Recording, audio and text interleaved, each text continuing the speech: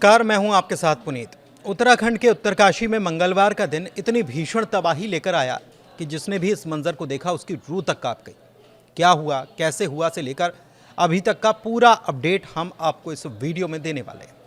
साथ ही आपको हम बताएंगे कि आखिर क्यों इतनी भीषण तबाही के बावजूद चीखने के बजाय वहां पर सीटी बजाई गई और भीषण हादसे में भी मौत के मुंह से बाहर कौन शख्स निकल आया।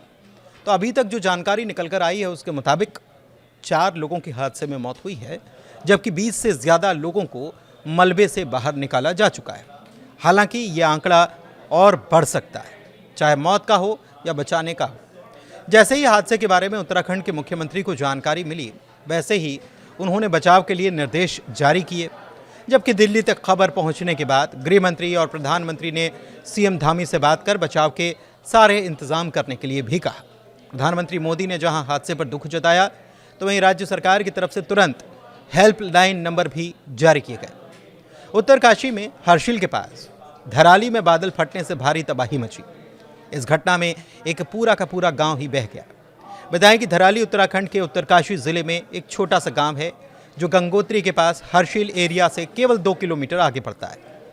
यहाँ से गंगोत्री धाम 8 से 10 किलोमीटर दूर है और 4 धाम यात्रा मार्ग पर पड़ने की वजह से धराली में बहुत सारे होटल, रेस्टोरेंट और होम स्टे भी हैं। इसकी वजह से बाढ़ में कई लोगों की मौत होने की आशंका जताई गई है। धराली गंगा नदी के तट पर बसा हुआ है। ये समुद्र तल से लगभग 2700 मीटर की ऊंचाई पर है और हिमालय की गोद में बसा होने के कारण ये पर्यटकों और तीर्थ यात्रियों के लिए आकर्षक स्थल माना जाता है। धराली को मां गंगा का मायका यानी मुखबा के रूप में भी जाना जाता है, क्योंकि गंगोत्री मंदिर सर्दियों में बंद होने पर मां गंगा की मूर्ति को मुखबा गांव में लाया जाता है, जो धराली के पास है।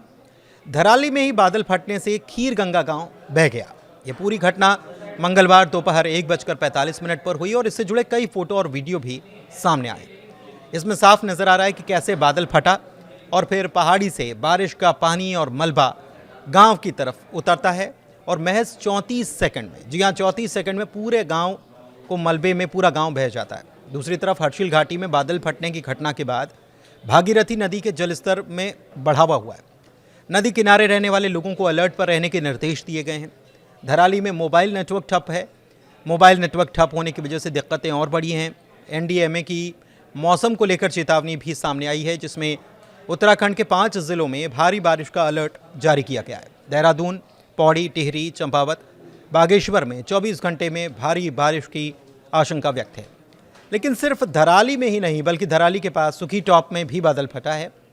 उत्तरकाशी प्रशासन ने बताया है कि धराली के पास सुखी टॉप में एक और बादल फटा। फिलहाल इस घटना को लेकर ज्यादा जानकारी सामने नहीं आई। उत्तरकाशी में बादल फटने की घटना पर मुख्यमंत्री के प्रमुख सचिव आरके सुधांशु ने कहा है कि जिला मजिस्ट्रेट और एसपी दोनों घटनास्थल के लिए रवाना किए गए थे। जान माल के नुकसान की आशंका है। एसडीआरएफ के साथ साथ एनडीआरएफ को भी मौके पर रवाना किया गया है। उत्तरकाशी में बादल फटने की घटना पर गढ़वाल मंडल के कमिश्नर विनय शंकर पांडे जो हैं, उन्होंने कहा कि संपत्ति का काफ़ी नुकसान हुआ है और हताहतों के बारे में कुछ भी कहना अभी संभव नहीं है। हालांकि हर्षिल में मौजूद सेना की टीम और मौके पर पहुंच चुकी है। उत्तराखंड आपदा प्रबंधक के सचिव विनोद कुमार सुमन के मुताबिक कुछ आवासीय मकान और होटल ध्वस्त हो गए हैं, जिनकी जानकारी जुटाई जा रही है। राहत और बचाव दल को हेलीकॉप्टर की मदद से घटनास्थल तक पहुँचाया जा रहा है। अंधेरे में रेस्क्यू ऑपरेशन के लिए अस्थायी लाइट की व्यवस्था भी यहां पर की जा रही है। ऋषिकेश एम्स में बिस्तरों को रिजर्व कर दिया गया है ताकि समय पर घायलों को इलाज मिल पाए। सेना की तरफ से भी बचाव अभियान जारी है और लोगों को निकालने का काम भी चल रहा है। उधर आर्मी बेस कैंप की तरफ भी बादल फटे हैं और इस तरह से 3 जगह से बादल फटने के बाद तबाही की तस्वीरें सामने आई हैं। अभी भी मलबा जो है वो आ रहा है और ताज़ा जानकारी के मुताबिक उत्तरकाशी में अब तक 24 मिलीमीटर बारिश रिकॉर्ड की गई है। आधिकारिक तौर पर 12 मजदूरों के मलबे में दबे होने की सूचना ज़रूर मिली है। राज्य सरकार ने एयरफोर्स से भी मदद मांगी है, जिसमें MI-17 और एक चिनूक हेलीकॉप्टर की डिमांड की गई है। हादसे को लेकर वीडियो भी सामने आए हैं और इसमें साफ नज़र आ रहा है कि सैलाब से बचने की कोशिश में कई लोग भागते दिख रहे हैं। एक व्यक्ति सैलाब में फंसा था, लेकिन किसी तरह से वो घिसटते हुए बच निकलने में कामयाब रहा और यह हम कह सकते हैं कि उसकी किस्मत। बीते दिनों आपको याद होगा अहमदाबाद में एयर इंडिया का प्लेन क्रैश हो गया था और उसमें एक व्यक्ति बचा था और इकलौते शख्स जैसे बचे थे वैसे ही है, क्योंकि आपको याद होगा कि फ्लाइट AI 171 की सीट नंबर 11A पर सवार विश्वास कुमार रमेश इस हादसे में जिंदा बचे थे। वैसे उत्तरकाशी में बादल फटा तो पल भर में ही गांव के गांव तबाह हो गए, सैकड़ों लोग बहे, घर होटल सब मलबे में दब गया और इसके तमाम वीडियो भी आ चुके हैं। लेकिन क्या आपने गौर किया कि जब आपदा आई तो वहां पर ज़्यादातर लोग चीखने के बजाय, चिल्लाने के बजाय तेज़ सीटी की आवाज़ें निकालते लगे। कुछ लोग मोबाइल कैमरे में कैद हुए जो खतरे को देखकर सीटी बजा रहे हैं। दरअसल ये इमरजेंसी में सिग्नल देने का एक ट्रेडिशनल तरीका माना जाता है, ख़ासतौर पर पहाड़ों में। यह परंपरा उस दौर से चली आ रही है जब न तो गाँव में मोबाइल नेटवर्क हुआ करता था, न लाउड स्पीकर, ना ही कोई वार्निंग सिस्टम था। जब कोई ख़तरा आता, जैसे कि भूस्खलन हो रहा है, तेज़ बारिश हो रही है, जंगल में आग नज़र आ रही है, जंगली जानवर है, तो सबसे पहले गांव में तेज़ आवाज़ में सीटी बजाकर लोगों को अलर्ट किया जाता था और इसका मकसद था कि बिना समय गंवाए आवाज़ को दूर दूर तक पहुंचाना है।